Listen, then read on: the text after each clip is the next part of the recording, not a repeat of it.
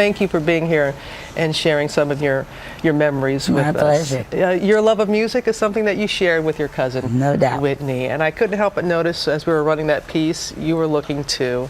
And what goes through your mind and heart when you see, especially the footage of the two of you collaborating and being together on stage? Love.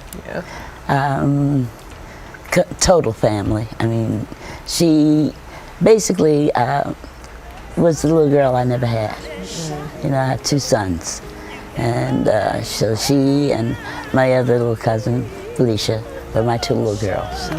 And Whitney is and will always be very, very much alive here. Yeah. And the thoughts will continue. There's no way in the world you cannot think. She'll forever be your Nippy. No doubt. I love how you That's call it. right. Her Nippy, like that. I went on Twitter and I asked people, what questions do you want me to ask of you? And overwhelmingly, Dionne, they said, just tell her we don't have a question. Just tell her that we're thinking of her and the family and the amount of love that is coming through. And they primarily want to know, how are you doing? How are you doing? I'm heading towards being okay. You know, I've not had an opportunity to really mourn or completely break down, which I will do, I know that. Yeah. But it's, I think the comfort comes in knowing that she's in good hands now. She's in the best hands right now.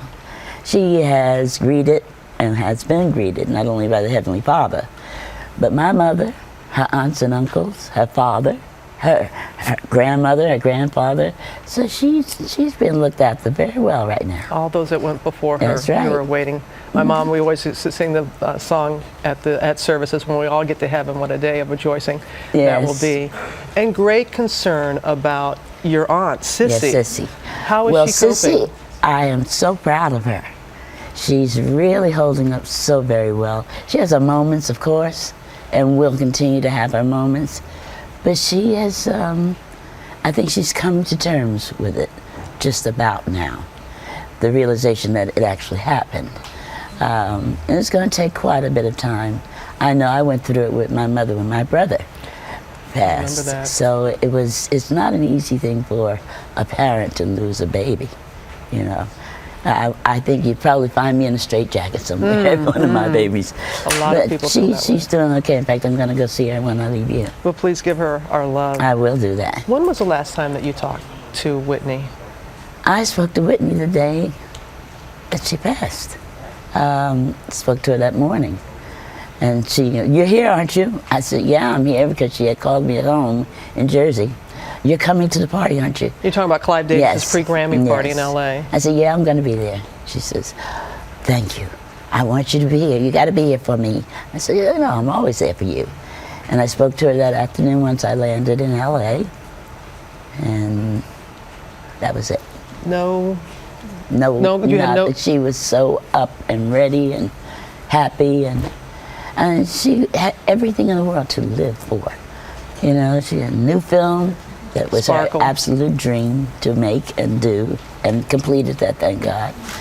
She was getting ready to go back in the studio to record. She was getting her vocals together. It's still, Robin, I say, it's very, very surreal, very surreal. It still isn't, it hasn't really sunk in yet.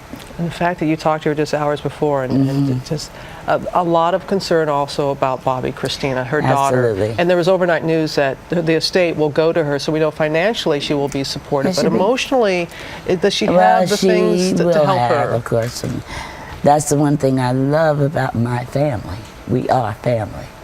So she has the support that she actually needs. Whatever she needs. Absolutely. I'm going to play a little bit here. I understand that this is your favorite song from Miss Whitney Houston, Nippy. Can we play it right now?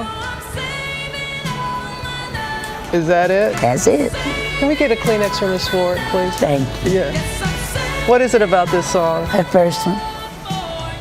First one out of the box. And this is the reason that Whitney became Whitney. It is. Yeah. We're just trying to get you a Kleenex. Okay. It's okay. I know, but you're holding it together. I also want to talk about the celebration of you, and again, the the music that you all share together, and I know that the Grammy Museum will be. Thank you, Sam. Thank you. Thank you.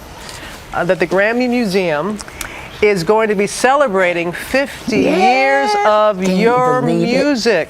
It's amazing. They're inducting me, and they're going to be displaying bits and pieces of my life along the way. It's going to be wonderful. This is my favorite song from you.